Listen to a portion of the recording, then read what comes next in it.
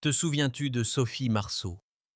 Son visage a traversé les décennies comme une promesse de jeunesse éternelle de la boum aux plateaux internationaux, portée par l'amour du public français et l'admiration du monde.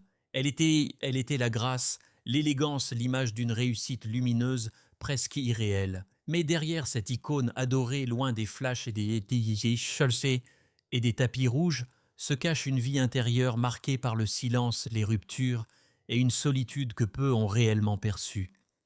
Et ce qui est encore plus bouleversant, c'est que cette femme si regardée a longtemps souffert sans jamais se plaindre. Comment une étoile aussi brillante peut-elle vivre dans l'ombre? Les photos rares et les vérités jamais révélées derrière son ascension, ses blessures intimes et le combat qu'elle a mené en silence seront dévoilés dans cette vidéo. Restez jusqu'à la fin pour comprendre pourquoi Sophie Marceau demeure une femme que la France admire et interroge encore. Elle est née le 17 novembre 1966 à Paris, dans une France encore marquée par les bouleversements sociaux de l'après-guerre.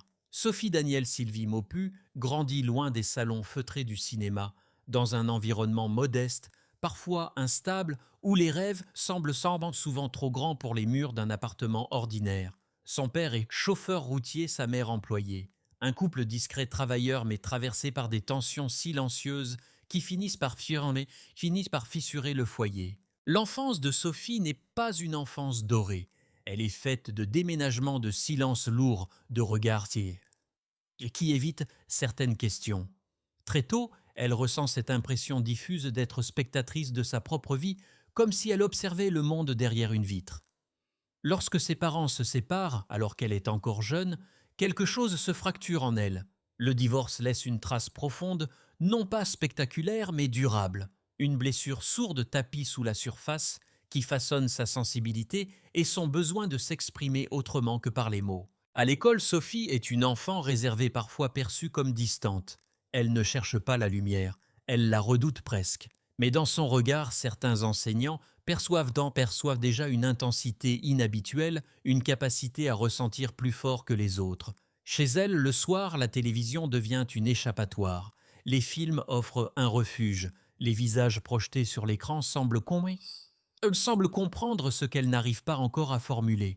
Elle ne rêve pas explicitement de devenir actrice. Elle rêve surtout de disparaître dans d'autres vies, ne serait-ce que quelques heures. Sa mère attentive, malgré les difficultés, remarque ce mélange de fragilité et de force. C'est elle qui, presque par hasard, répond à une annonce de casting destinée à des adolescents sans expérience. Sophie a 14 ans. Elle n'imagine pas que ce geste banal va bouleverser toute son existence. Lorsqu'elle se rend à l'audition, elle porte des vêtements simples, un visage encore enfantin et cette timidité qui la rend presque invisible. La salle est froide, impersonnelle. Les autres candidates parlent fort, rien cherchent à se faire remarquer. Sophie, elle attend en silence, le regard baissé. Quand vient son tour, quelque chose se produit. Elle ne joue pas. Elle est. Sa gêne devient une vérité. Son malaise devient une émotion brute. Les adultes présents ne voient pas une future star, mais ils sentent une authenticité rare, une fragilité qui touche juste. À cet instant précis, sans qu'elle en ait conscience, Sophie quitte définitivement l'anonymat de son enfance. Mais ce passage brutal vers un autre monde ne la libère pas de ses peurs. Au contraire, la jeune fille continue de porter en elle les traces de son passé familial. Le sentiment d'abandon, la peur de décevoir, l'impression de ne jamais être complètement à sa place. Même lorsqu'elle commence à être reconnue, elle reste cet enfant qui observe, qui doute, qui se protège derrière un sourire discret. Dans la pénombre de sa chambre d'adolescente, entre deux journées de tournage et des devoirs scolaires, Sophie écrit parfois. Elle note des pensées, des phrases inachevées. Elle s'interroge sur ce qu'elle est en train de devenir. Elle sent déjà que la lumière attire mais qu'elle brûle aussi. L'enfance se termine trop vite, et avec elle une forme d'innocence qu'elle ne retrouvera jamais tout à fait. Sans le savoir, ses premières blessures, c'est la petite. Ces silences familiaux et cette entrée précoce dans le regard des autres préparent le terrain de tout ce qui va suivre. Car le succès qui s'annonce ne viendra pas combler les manques. Il ne fera que les rendre plus visibles, plus complexes, plus douloureux. Et bientôt, le monde du cinéma va l'engloutir, lui promettant la reconnaissance, tout en lui demandant déjà bien plus qu'elle n'est prête à donner. Les débuts professionnels de Sophie Marceau ne ressemblent en rien à un conte de fées parfaitement écrit. Après le succès fulgurant de La Boum, tournée alors qu'elle n'a que 14 ans, elle se retrouve projetée dans un monde d'adultes régi par des règles implicites qu'on n'explique jamais vraiment aux enfants. Le film sort au début des années 80 et devient rapidement un phénomène culturel en France. Son visage est partout. Les affiches envahissent les rues peintées au Salès-du. Les interviews s'enchaînent. Et pourtant, derrière l'euphorie collective, Sophie avance à tâtons. Très vite, elle comprend que le succès n'offre aucune protection intérieure. Les plateaux sont exigeants, parfois durs. On attend d'elle qu'elle soit souriante, reconnaissante, disponible. On la félicite, mais on la façonne aussi. Elle continue l'école en parallèle, tentant de préserver une normalité qui lui échappe chaque jour un peu plus. Les autres adolescents la regardent différemment. Certains l'envient, d'autres s'éloignent. Elle se sent souvent seule, enfermée dans un rôle qu'elle n'a pas choisi consciemment. Les années suivantes sont marquées par une succession de tournages, mais aussi par des décisions contractuelles lourdes de conséquences. Très jeune, Sophie est liée à des engagements professionnels qu'elle ne maîtrise pas entièrement. Elle découvre que la célébrité a un prix juridique, financier, émotionnel. Lorsqu'elle cherche à reprendre le contrôle de sa carrière, les tensions apparaissent. Un conflit public éclate avec son agent et producteur de l'époque. L'affaire se règle devant les tribunaux et marque profondément la jeune actrice. Elle apprend parfois dans la douleur que le cinéma est aussi un monde de rapports de force. Malgré ces obstacles, Sophie refuse de rester prisonnière d'une image d'adolescente éternelle. Elle cherche des rôles plus complexes, plus sombres et les plus adultes. Certains projets échouent. D'autres passent inaperçus. La presse qui l'avait portée au nu commence à se montrer plus critique. On s'interroge sur sa capacité à durer. Chaque film devient une épreuve silencieuse, un test permanent. Sophie doute. Elle se remet en question. Mais elle continue. Dans l'ombre des projecteurs, elle travaille. Elle observe, elle apprend, elle se forge une discipline intérieure. Les plateaux ne sont plus seulement des lieux de jeu, mais des espaces de résistance. Résistance à la facilité, résistance aux attentes simplistes, résistance à la tentation de disparaître derrière un masque. Peu à peu, elle affine son instinct. Elle comprend que son atout n'est pas la perfection, mais la vérité qu'elle dégage à l'écran. La fin des années 80 marque un tournant discret mais décisif. Sophie accepte des rôles qui l'éloignent du diamant, aux mains du cinéma purement commercial. Elle s'ouvre à des réalisateurs plus exigeants, à des univers plus introspectifs. Elle quitte progressivement l'image de la jeune fille naïve pour incarner des femmes traversées par le doute, le désir, la contradiction. Ce choix n'est pas sans risque. Il lui coûte parfois en popularité immédiate, mais il lui offre une crédibilité nouvelle. Dans les couloirs sombres des studios entre deux prises, Sophie reste souvent silencieuse. Elle écoute, elle observe les équipes techniques, les acteurs plus âgés, les réalisateurs fatigués. Elle comprend que la longévité ne s'improvise pas, qu'elle se construit dans l'ombre loin des applaudissements. Chaque refus, chaque critique, chaque échec apparent devient une pierre supplémentaire dans cette construction intérieure. Peu à peu, quelque chose change, les regards se transforment. On ne parle plus seulement de la star née de La Boum, mais d'une actrice capable de profondeur. Le succès n'est plus immédiat, mais il devient plus solide, plus ancré. Sophie sent qu'une nouvelle phase commence, une phase où la lumière sera plus intense, mais aussi plus dangereuse. Car alors que sa carrière prend une dimension nouvelle, la célébrité, elle s'apprête à entrer dans une autre échelle. Une échelle où la pression, l'exposition et la solitude vont atteindre un niveau qu'elle n'a encore jamais connu. La célébrité de Sophie Marceau change de nature au tournant des années 1990. Elle n'est plus seulement une actrice aimée en France. Elle devient un visage reconnu au-delà des frontières, une présence qui intrigue et séduit un public international. Les films s'enchaînent, les affiches se multiplient et son nom circule désormais dans des cercles où tout se joue vite, parfois sans indulgence.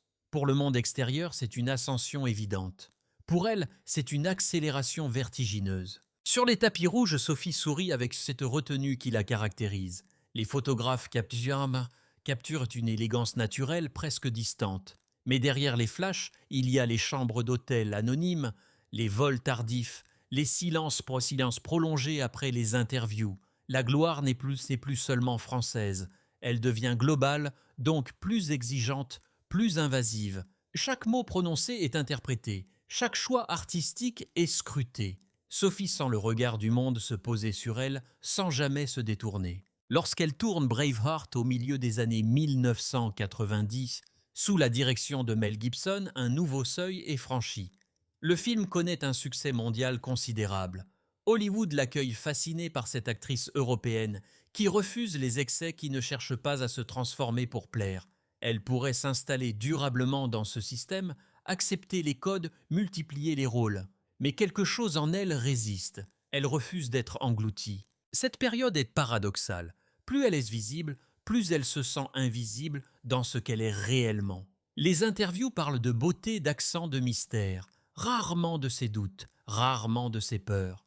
Sophie répond avec intelligence, parfois avec humour, mais toujours avec une forme de distance. Elle protège son intimité comme on protège une dernière parcelle de soi. Pourtant, cette protection a un coût. Elle accentue la solitude. Dans les coulisses des tournages internationaux, elle observe un monde où l'émotion est souvent dissimulée derrière le professionnalisme. Les équipes changent sans cesse. Les liens sont éphémères. Sophie apprend à ne pas s'attacher trop vite. Elle se replie. Elle lit, écrit, réfléchit. La célébrité lui offre la reconnaissance mais lui vole la spontanéité. Elle ne peut plus disparaître dans une foule. Elle doit toujours être prête, toujours être à la hauteur de l'image projetée. La presse française, elle oscille entre admiration et exigence. On attend d'elle qu'elle représente une certaine idée de la France, élégante, libre, profonde. Chaque film devient un symbole, chaque absence est commentée. Lorsqu'elle choisit des projets plus intimistes, certains parlent de retrait. Lorsqu'elle accepte des films plus commerciaux, d'autres évoquent une trahison artistique. Sophie comprend alors que la célébrité est un piège subtil. Quoi qu'elle fasse, elle déçoit toujours quelqu'un. Dans les moments de calme loin des caméras, elle ressent une fatigue nouvelle, pas seulement physique. Une fatigue morale née de cette impression de devoir constamment justifier ses choix. Elle commence à s'interroger sur le sens de cette exposition permanente, sur ce qu'elle sacrifie parfois sans s'en rendre compte. La gloire qu'elle avait rêvée comme une liberté ressemble de plus en plus à une cage dorée. Pourtant, certaines images restent, des instants volés presque invisibles. Sophie seule sur un plateau vide après une journée de tournage. Sophie regardant son reflet dans un miroir de loge, le visage démaquillé, les traits marqués par la concentration. Des moments où la femme reprend le dessus sur l'icône. Ces instants ne font pas la une des magazines, mais ils disent la vérité d'une vie sous pression. À mesure que les années passent, les premières fissures y apparaissent. Elles ne sont pas encore publiques. Elles se manifestent par des silences plus longs, des choix plus radicaux, une envie diffuse de ralentir. La célébrité est à son apogée, mais l'équilibre intérieur vacille déjà. Et dans l'ombre de cette réussite éclatante, des tensions plus profondes s'accumulent prêtes à surgir. Car derrière l'image maîtrisée, derrière la carrière exemplaire, une autre histoire se prépare. Une histoire faite de blessures intimes, de relations complexes et de combats, menés loin des projecteurs. La face cachée de Sophie Marceau ne se révèle jamais d'un seul coup. Elle se dessine lentement à travers des choix intimes, des ruptures silencieuses et des blessures que la lumière médiatique ne parvient pas à masquer. Derrière la femme admirée, il y a une vie sentimentale exposée malgré elle disséquée, commentée souvent réduite à des titres simplistes. Pour Sophie, chaque relation devient un terrain fragile où l'amour se mêle à la pression extérieure. Au milieu des années 1990, sa relation avec le réalisateur Andrzej Jouawski marque un tournant profond. Il est plus âgé, intellectuel, intense, exigeant. Leur lien est passionnel mais aussi tourmenté. Ensemble, ils partagent une vision artistique radicale, mais aussi des conflits émotionnels lourds. Sophie parle plus tard d'une relation qui l'a transformée, parfois blessée mais jamais laissée indemne.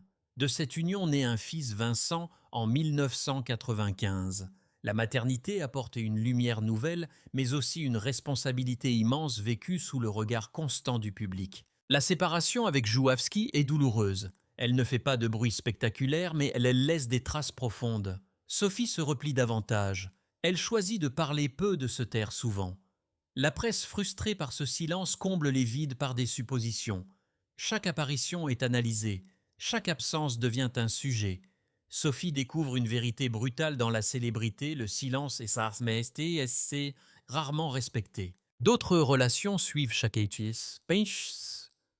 suivent chacune avec son lot d'espoir et de désillusions.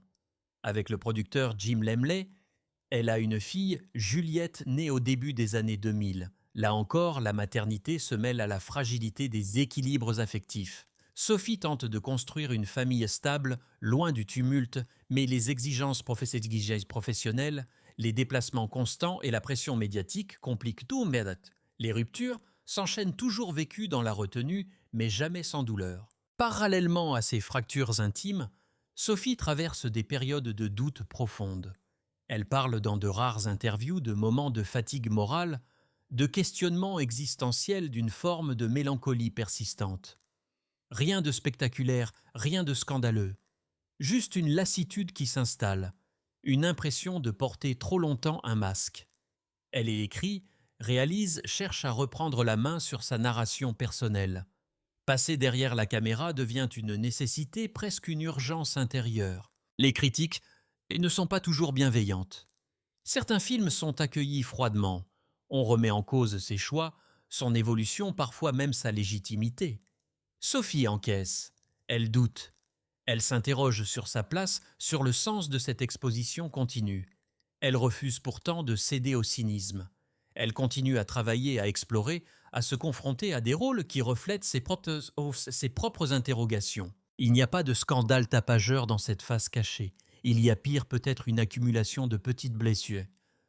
Blessures, somme de déceptions répétées, de combats invisibles. La célébrité ne la protège pas de la peur de l'échec ni de la solitude.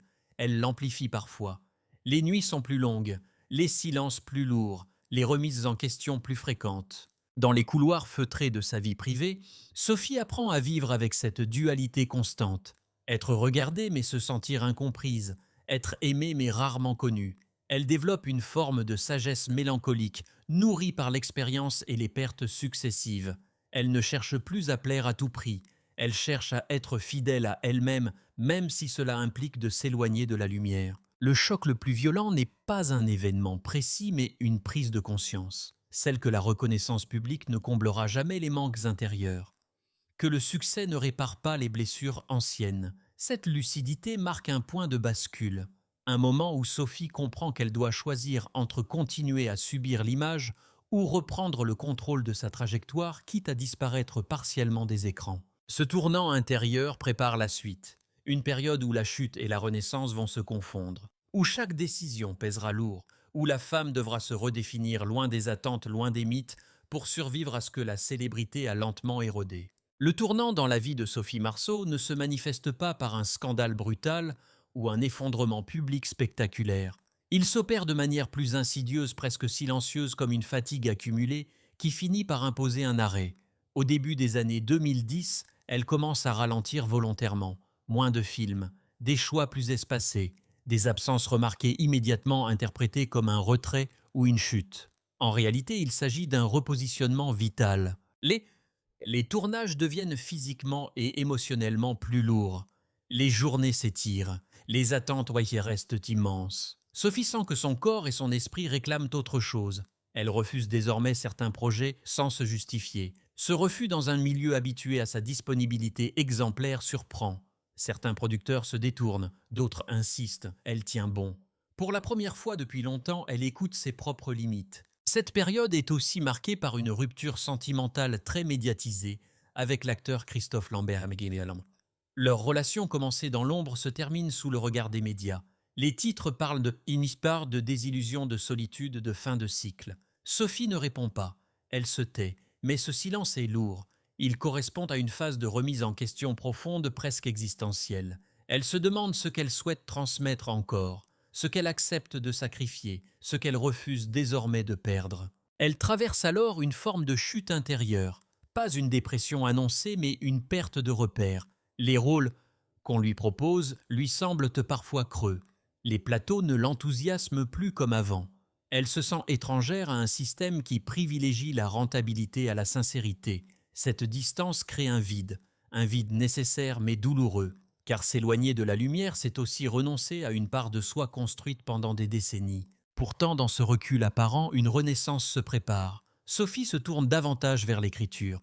Elle publie des textes, des réflexions personnelles, parfois poétiques, parfois abruptes. Elle ne cherche pas le consensus, elle cherche la vérité. L'acte d'écrire lui permet de reprendre la parole autrement, sans intermédiaire, sans montage, sans regard extérieur immédiat. C'est un espace de respiration, presque de survie. Elle accepte également des projets plus discrets, loin des grandes promesses, des grandes productions. Des films qui parlent de solitude, de vieillissement, de transmission.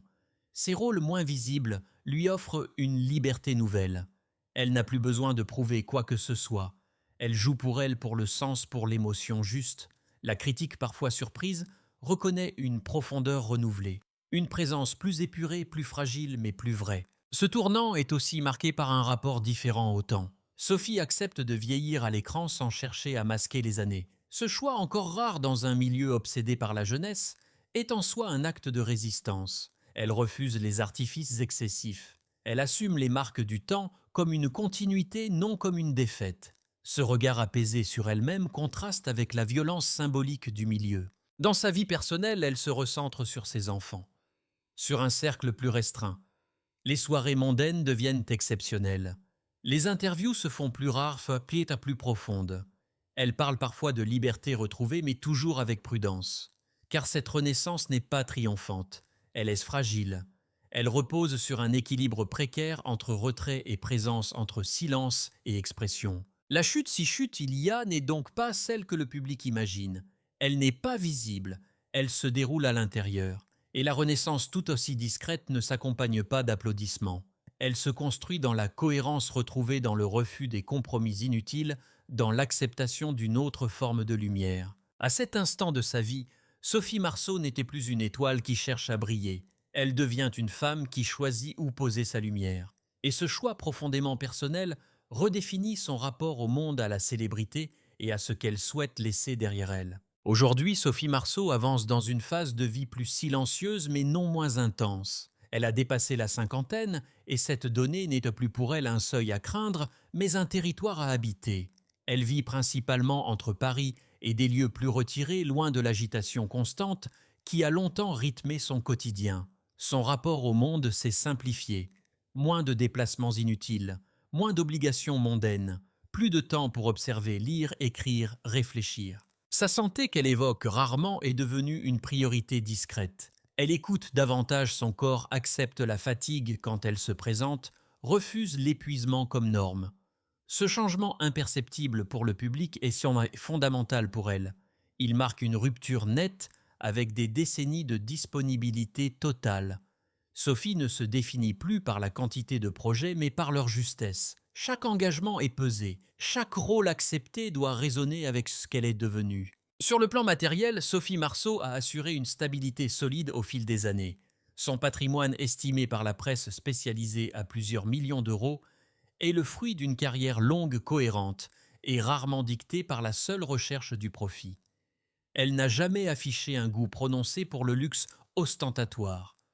Peu de signes extérieurs de richesse, peu d'excentricité. Cette sobriété est un choix. Elle protège une forme de liberté intérieure, loin des dépendances symboliques du succès. Mais l'héritage de Sophie Marceau ne se mesure pas seulement en chiffres, il se lit dans la mémoire collective. Pour plusieurs générations, elle reste le visage de la jeunesse, de la découverte de l'émotion première. Pour d'autres, elle incarne une trajectoire rare, celle d'une actrice qui a su vieillir sans se renier, sans disparaître, sans se travestir pour rester visible. Son parcours devient un repère, presque un contre-modèle dans un milieu souvent cruel avec le temps qui passe. Dans sa vie quotidienne, Sophie privilégie désormais la discrétion. Elle cultive des amitiés anciennes, solides, loin du bruit médiatique. Elle se montre attentive à ses enfants, à leur autonomie, à leur liberté de construire leur propre chemin hors de son ombre. La transmission se fait sans discours grandiloquent, par l'exemple, par le respect, par le silence parfois plus éloquent que les mots. Elle s'engage aussi à sa manière dans des causes qui lui tiennent à cœur, sans campagne tapageuse, sans mise en scène excessive. Elle soutient des initiatives culturelles, des projets liés à l'éducation, à la création, à la parole des femmes. Là encore, la cohérence prime sur la visibilité. Elle ne cherche pas à être une figure militante permanente. Elle choisit ses combats avec la même prudence que ses rôles. Le regard que le monde porte sur elle a évolué. L'icône s'est transformée en référence. On ne la scrute plus avec la même avidité. On l'écoute davantage quand elle parle. Et lorsqu'elle se tait, ce silence n'est plus interprété comme un mystère mais comme un droit. Sophie Marceau est devenue une figure respectée, presque intouchable, non par sa distance mais par la fidélité à elle-même qu'elle a maintenue contre vent et marée. Ce qui reste au fond, c'est une œuvre traversée par la fragilité humaine. Des personnages, souvent en déséquilibre, en quête de sens, en lutte contre des forces invisibles. Ce sont ces rôles, plus que les succès commerciaux, qui constituent son véritable legs. Ils racontent une femme qui n'a jamais cessé de se poser des questions, même quand les réponses faisaient peser peur. À ce stade de sa vie, Sophie Marceau n'a plus rien à prouver. Elle avance avec une forme de lucidité apaisée, consciente de ce qu'elle a perdu, reconnaissante de ce qu'elle a préservé. Son héritage n'est pas figé. Il continue de se construire lentement à travers chaque choix, chaque refus, chaque silence assumé. Et alors que le rideau semble parfois prêt à se refermer, il reste une dernière question plus vaste que la célébrité elle-même, que révèle vraiment une vie passée sous le regard des autres, lorsqu'on accepte enfin de se regarder soi-même. Lorsque l'on regarde le parcours de Sophie Marceau dans son ensemble, une évidence s'impose lentement, presque à contre-courant des récits habituels sur la célébrité. Sa vie n'a jamais été une ligne droite vers le triomphe, mais une succession de passages de silence et de renoncements assumés. Elle a connu l'adoration très tôt, trop tôt peut-être, avant même d'avoir le temps de comprendre qui elle était, et réellement.